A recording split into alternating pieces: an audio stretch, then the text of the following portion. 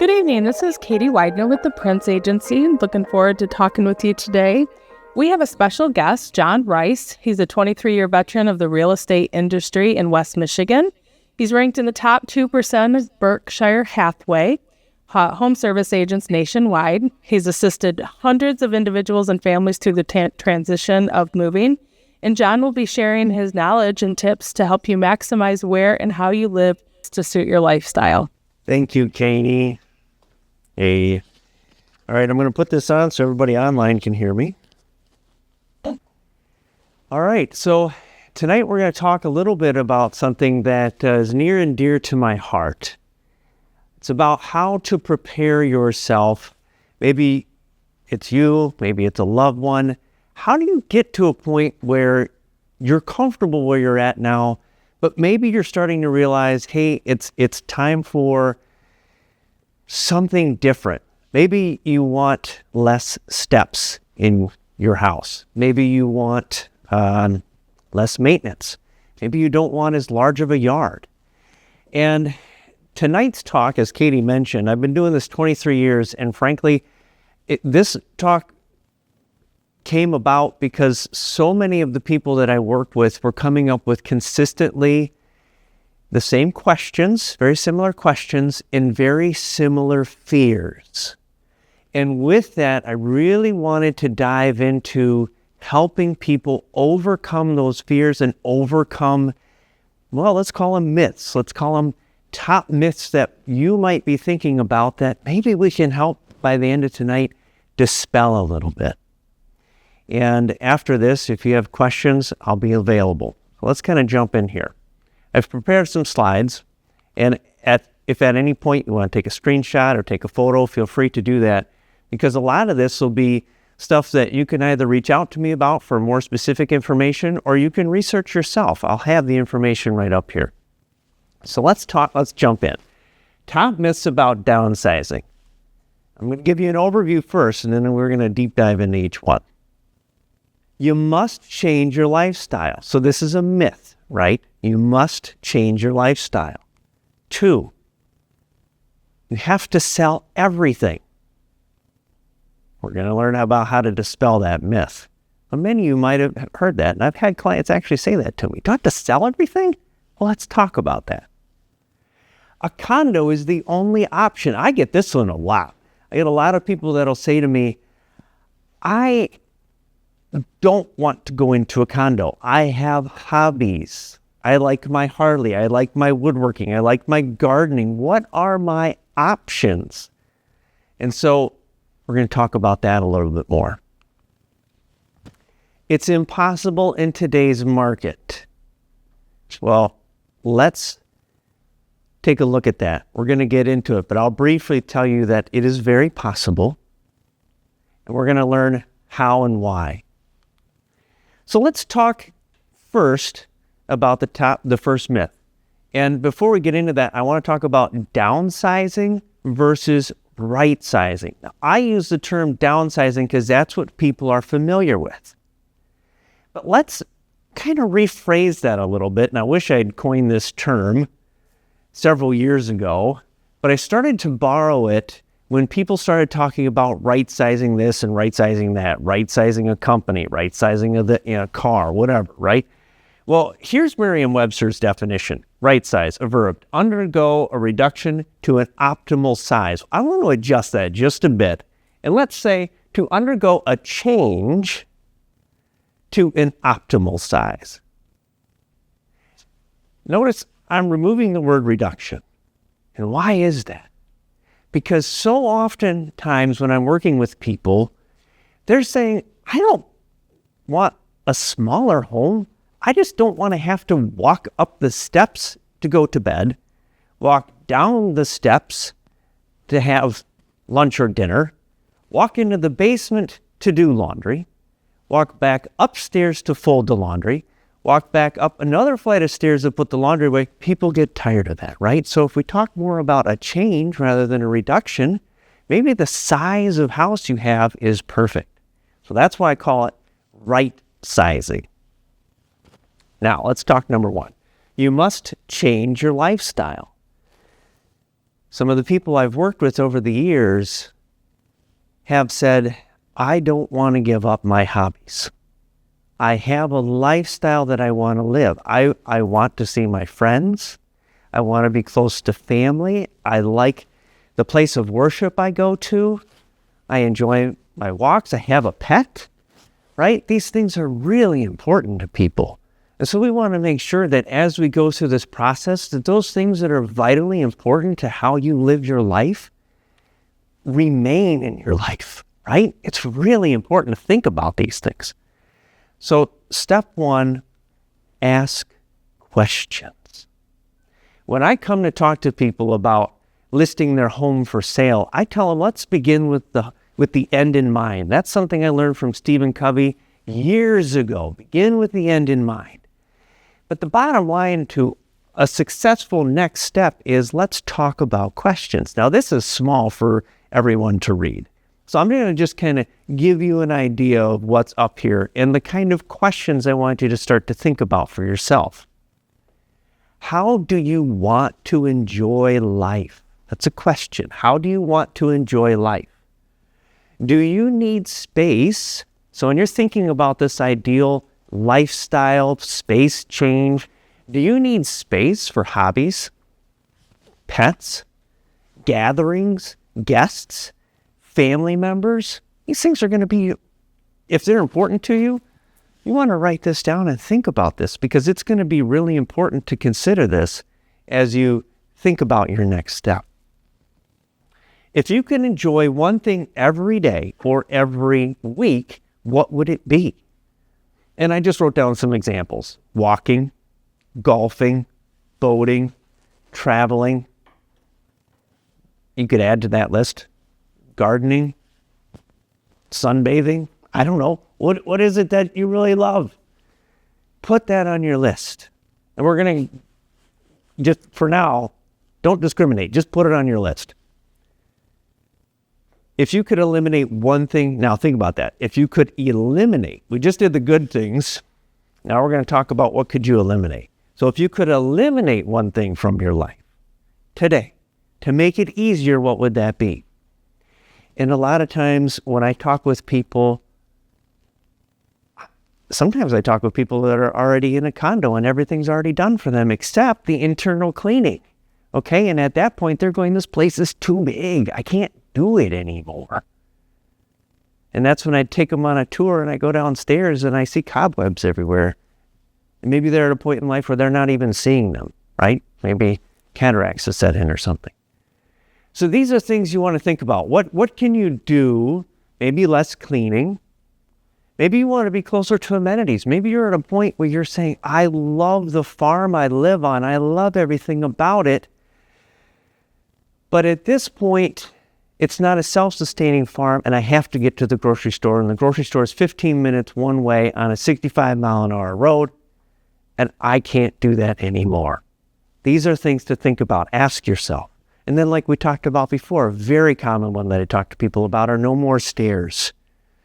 No more stairs. Just help me figure out a way. Maybe it's do an addition to the home.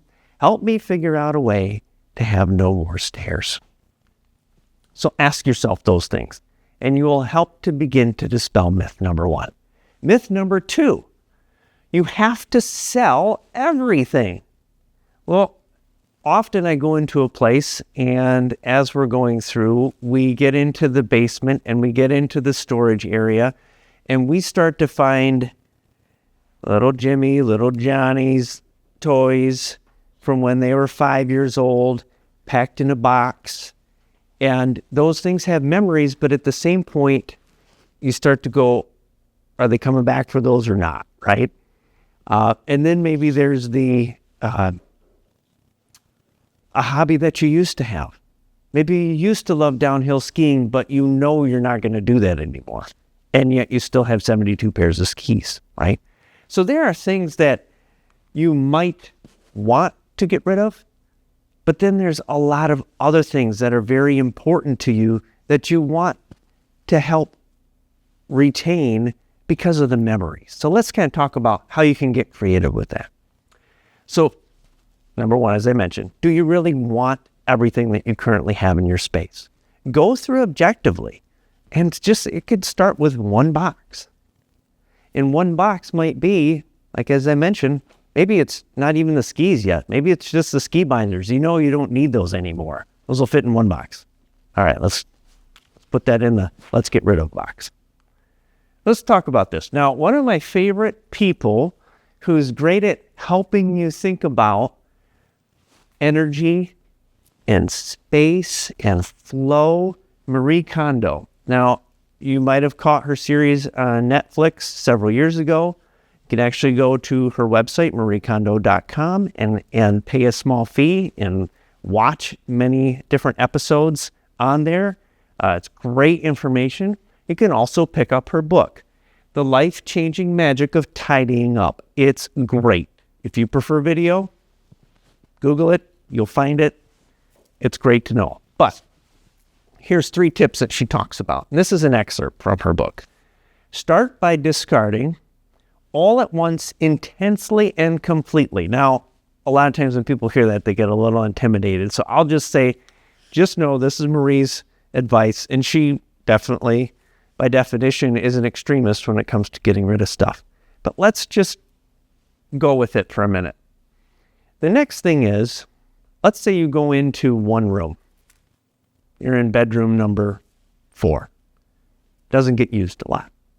And maybe you start in that bedroom and look at everything there and you ask yourself, does it spark joy? When you look and you open that closet and you see 72 items of clothing hanging in there, but maybe you haven't worn in a while, you ask yourself, do these bring me joy?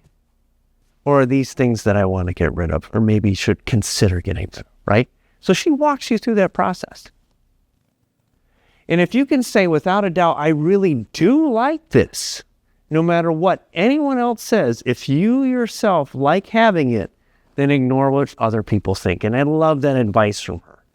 So you may go through there and you say, hey, these 10 dresses, I don't want to wear anymore. I'm not going to wear these 10 ties anymore. I'm not going to wear these 20 shoes anymore, but I like that one. I like that pair. I like that dress. Those things have meaning. Okay, well, let's pull those out and let's put the rest of them in a special spot to get rid of. And guess what? You're on your way. You've already started. So Marie Kondo, The Life-Changing Magic of Tidying Up. It's a great book. And as I mentioned, it's a great website to check out, mariekondo.com. All right, another one. The Home Edit by Clara Shearer and Jonah Templin.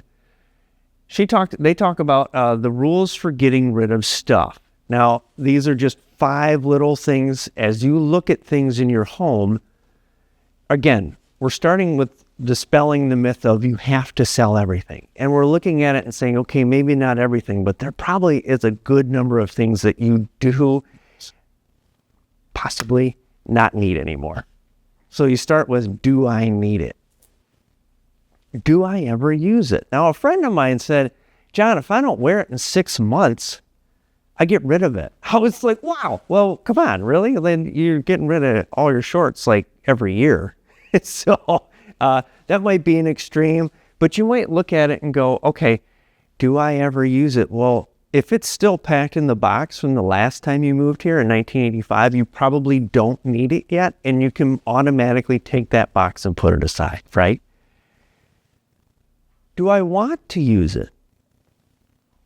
Maybe you have something, maybe it's a drill press that when you first got it, it was absolutely the most awesome thing in the world to ever have, and you're so excited about it, but now you've realized you're just not using it. So let's put a little tag on that, right? Set it aside for a garage sale. Do I like it? Well, this is important. And we can go back to Marie Kondo's recommendation. Does it spark joy? Okay, well, these ladies are just framing it in a different thing. Do I like it? If you're going through all these things and you happen upon a toy train set that was your kid's and it's very special to you, guess what? You like it. All right, so we're going to talk about getting creative with those kinds of things in a little bit. Is it sentimental? Well, that might spark a little bit of what I just touched on in number 4, but is it sentimental? And how does that play into your life? Now, photo album, those are important. We can scan those photos these days, but there's nothing like sitting down and just going through that photo album. So think about it. Again, this is from The Home Edit by Clara Shearer and Jonah Templin. Now, this is where what I love.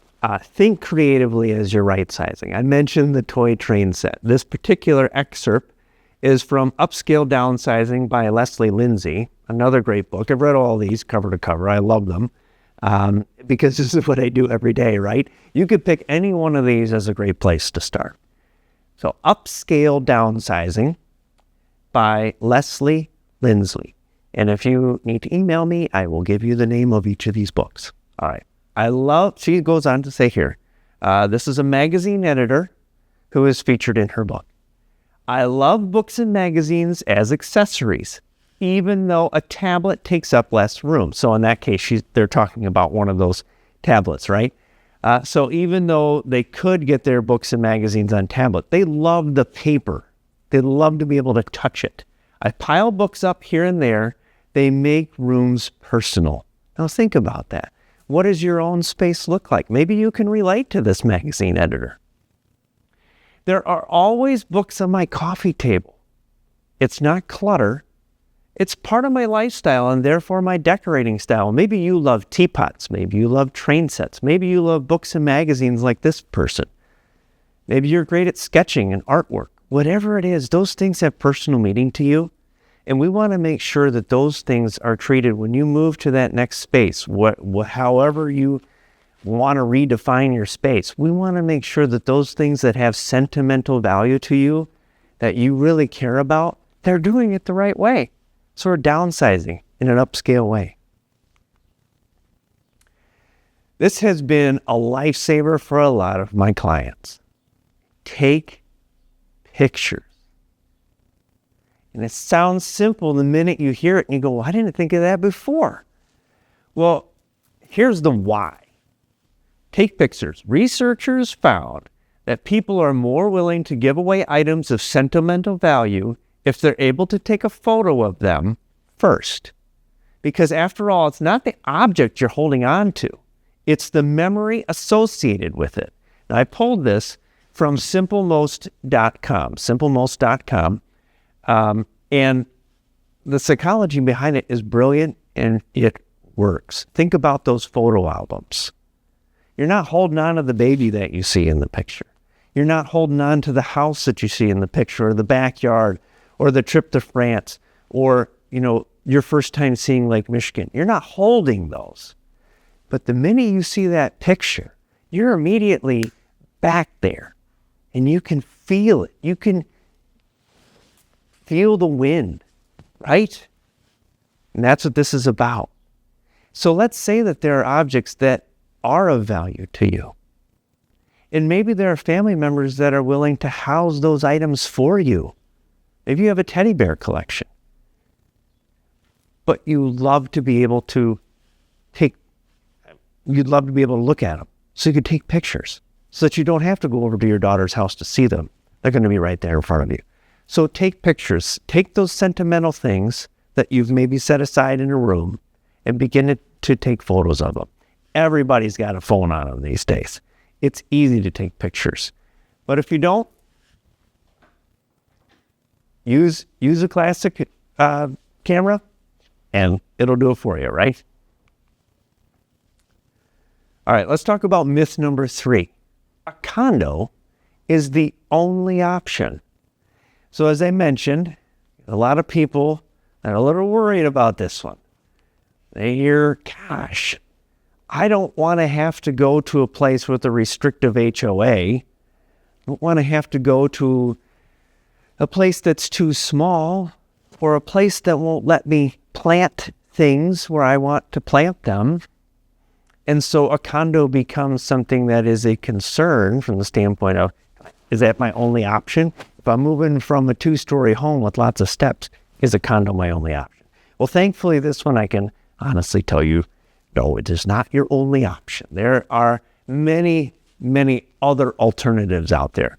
So what you want to think about is space and location. I have a few examples here I'm going to run you through. One, age in place, right? So I sell real estate. I end up with a lot of people who say that they would consider aging in place if it made sense. Sometimes it makes sense, and sometimes it makes sense either financially or based on restrictions. Maybe there's not enough land to kind of do an addition that you want to do. So sometimes it's like, you know what, it just makes more sense to move. But age in place is always an excellent consideration to start off with. Maybe you have a main floor bedroom that you can somehow convert to be better living to your lifestyle. I've seen it where people have their laundry in a basement, but then they're able to bring it up. They're able to get rid of a huge like tub shower unit. Maybe that becomes just a little stand-in shower unit, and next to it is a stackable washer and dryer. And now you have laundry on the first floor.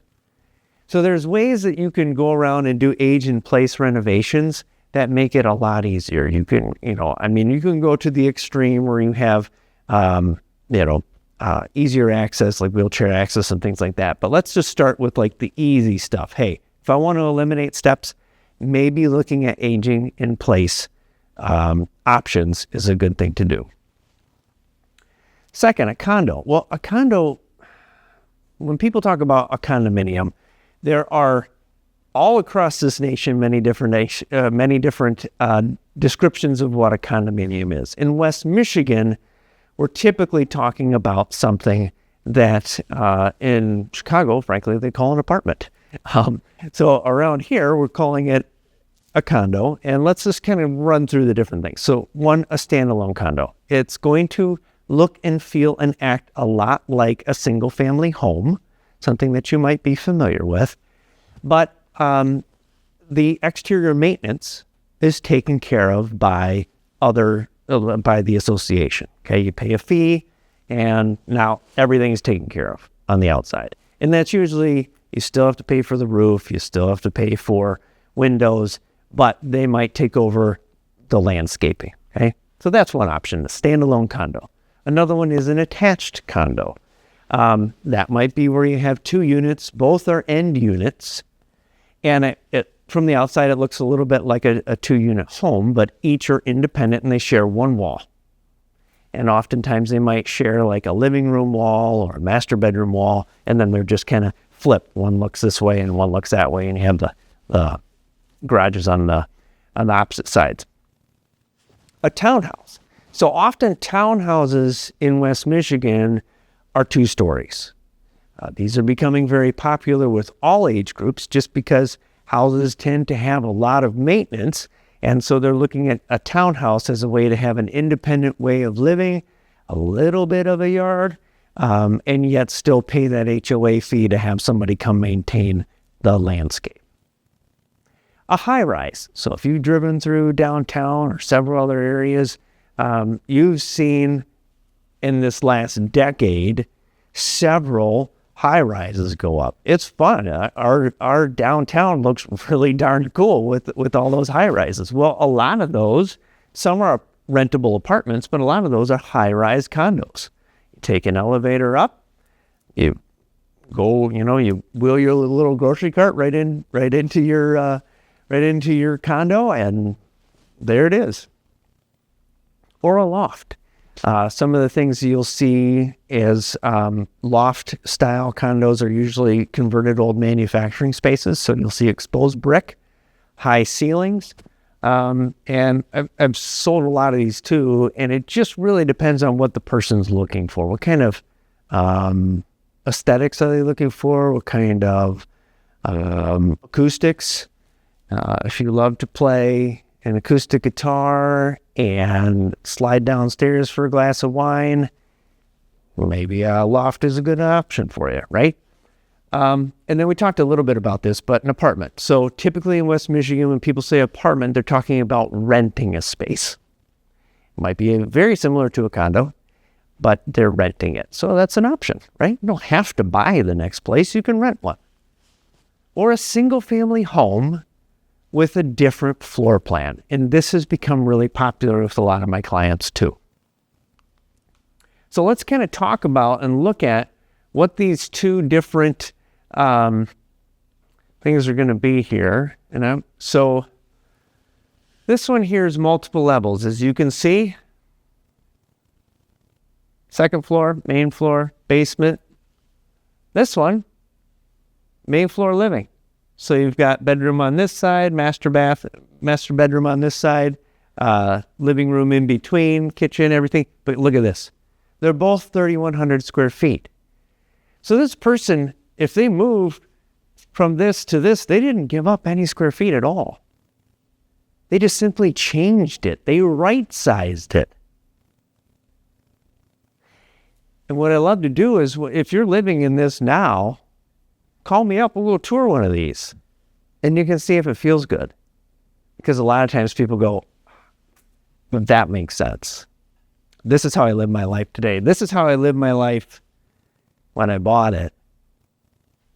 This is how I want to live my life now. So again, right-sided, both 3,100 square feet. For the engineers in the group, a lot of times you prefer this.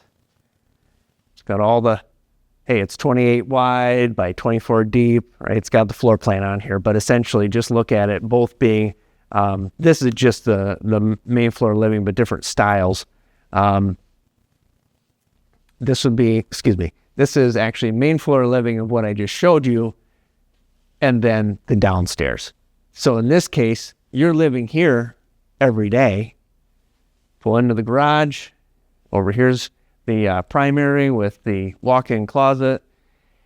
Great room, the extra bedroom. And then if you ever need to go downstairs, or if you have guests coming, they can go down into the rec room, the extra bedrooms, those kinds of things. So it's the whole idea. Still 3,100 square feet. You're just dividing it differently. All right, so number 4, top 4 myths. Number 4, it is impossible in this market. Well, many of you have enjoyed the appreciation of West Michigan. We have seen a crazy amount of year after year after year of double-digit growth. That is great when you own a place. It's a little intimidating when you're getting ready to go buy a new one. How does that work? What does that mean? Well, number one, the good thing is you've had nice appreciation in the space that you're in. But a lot of times it also requires us talking very specifically about what is that new place going to look like? What's it going to cost? What are the numbers going to be like? And what's available inventory? Frankly, when I talk with people about this next step, they're not ready to do it tomorrow. It's great if you are, I'm ready. But most of the people are saying, I'm planning so that when it is time, 18 months, 2 years, 3 years, 5 years, 7 years from now, I just had a call from somebody the other day, a referral from a financial advisor, and that was their exact situation. They're going to be retiring in 5 years. They wanted to figure out and have a conversation about, hey, if we're going to be making a downsize at that point, what things should we be doing now in order to prepare, right? So the bottom line is it's going to be sacrifices versus rewards. And how do we define those so that we can make sure that when you're ready, it is possible in today's market? Well, number one, this is an excerpt from my own book, Make the Right Move. And one of the things I encourage people to talk about or think about is, how is my couch going to fit? I get this question a lot. Gosh, we've got a king set furniture set. How is that going to fit in this room? Guess what? There are many options for furniture out there, but there are often fewer options out there for suitable living spaces. And so we have to think about sacrifice versus reward. does it make sense in some cases, if you've got a 6-piece living room set, to maybe pare it down to 3 pieces, or as we looked at the example, maybe that goes into the basement. That's a sacrifice in order to have the reward of, hey, now I'm into my new space and this space flows a lot better for my daily living. So think about that. All right, another, I really like this one. C.G. Ware wrote the book, Right Sizing Your Life. Now, I want to show you this and then give you some context of how this works. So the rewards of a right-sized life, the 6 F's: financial security, flexibility, freedom to do the things, family near, friends nearby, facilities. So you see the 6 F's, right? So let's just run a quick scenario. If I right-size my surroundings by buying an Italian villa, would I gain or lose the following benefits by, and then you start to rank them. Well, how do you do financial security-wise if you buy your Italian villa, right? Flexible daily, I'm just kidding. Here, let's go to a real example. Now, if I right-size my surroundings by a home without steps, all right, let's talk about financial security. Maybe this one gets a question mark. Maybe you're not sure how much that next place is going to cost. It's okay to put a question mark. That's a follow-up question. But let's start to fill in the things we can. Flexibility in daily living. Well, does a home without steps give you better flexibility? Freed to do the things I've always dreamed about. Does a home without steps give you more freedom? It may not answer the question just because it doesn't have steps. Family near, okay, that may be like just a dash. Doesn't help. And facilities close to healthcare, recreation, spiritual and intellectual stimulation, those kinds of things, right? So you kind of run through this. Now let's take this a step further. If I right-size my surroundings by buying a condo within 10 minutes of my daughter, now we're getting more specific, and now maybe you're starting to go, oh, okay, I still have a question on how much it's going to cost, but it's helping with flexible daily living, because maybe you were driving 45 minutes one direction to see her once every 6 months, and now maybe you're going to see her a whole lot more often. Free to do the things I've always dreamed about. Okay, well, what other things are near your daughter? What are the things that stimulate you are near this area? And is that attractive? Is that a reason to start to weigh out sacrifices versus rewards to say, this starts to make sense to me? Family nearby? Okay, well, that one's probably pretty easy. Unless by chance you're moving 10 minutes from one and like 8 hours away from another one, right? Well, you have to weigh that out. And facilities close by. Well, it really depends on the facilities you need and want, but almost everybody in today's West Michigan society does need a grocery store nearby.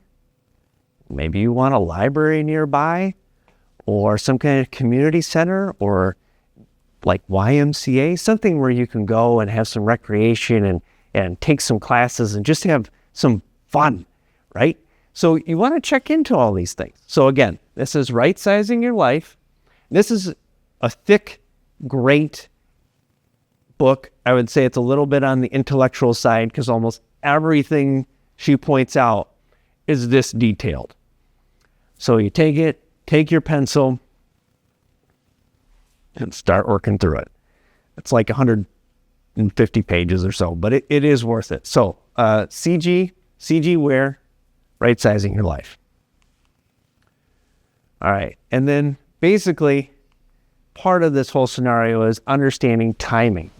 And each scenario really has its own timeline. Thankfully, in West Michigan, we have some wonderful craftsmen, and we're beyond some of that limitation we had where we were having a hard time getting good quality help quickly, right? So if you're looking to age in place, making that phone call, getting a handyman or a contractor in to start to get some estimates about some things that you maybe want to change. Maybe it's renovating a bathroom, as we've talked about, or bringing a laundry up, those kinds of things. Thankfully, a lot of our people are a lot more available. It might still be a couple of months out, but it's not years like we were experiencing before.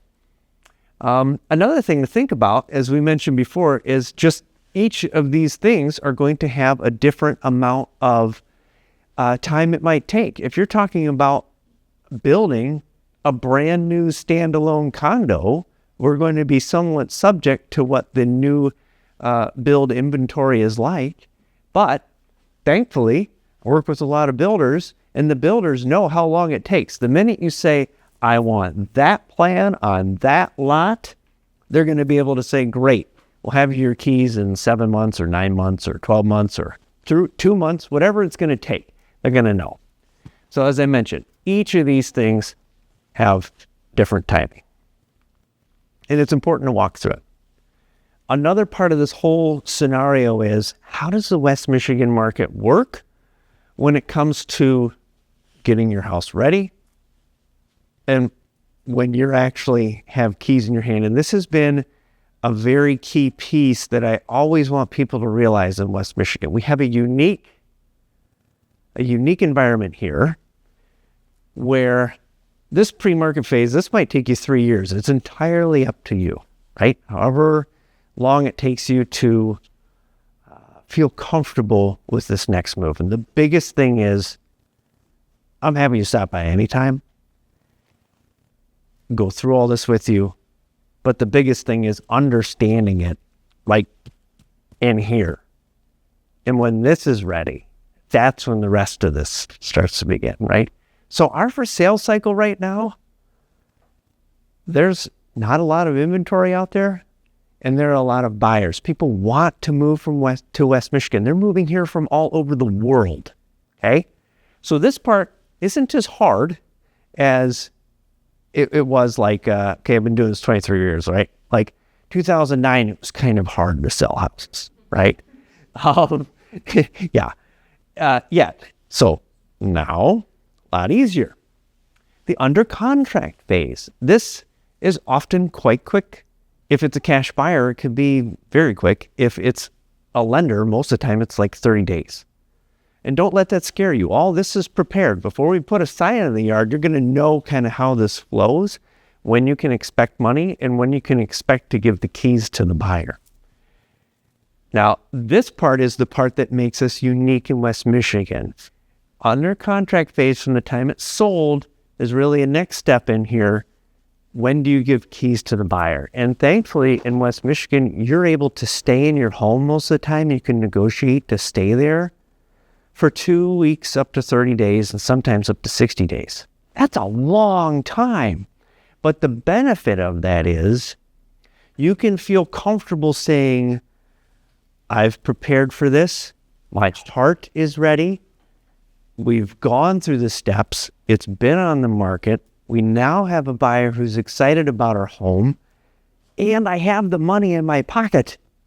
And that is a great feeling, so that you can confidently be ready for that next step. You've got the money in your pocket, and you're saying, hey, based on our planning, we already know where we're headed. We've got all that figured out. We didn't touch on that, but it would have been done. So you will know where you're headed. And before you start packing stuff up and moving out, you'll have the money in your pocket. That's a beautiful thing about our West Michigan market. So know that it is possible. All right. So in wrap up, I'll just say, I'm here as a resource. I appreciate the opportunity to come in and talk today. And if you are thinking about things, questions, and you're like, oh, I don't know how to paint the soffits on my house. I don't even know what soffits are. Okay, I've got people who can help, right? So if you have questions and you want to reach out, I'm happy to help. And with that, I'll wrap it up, answer any questions that there might be out there. Just ask one more time, Sarah. Yeah. Okay. Sounds like we don't have any. That's all right. Okay. All right. Well, thank you again. And thank you for having me out. I really appreciate it.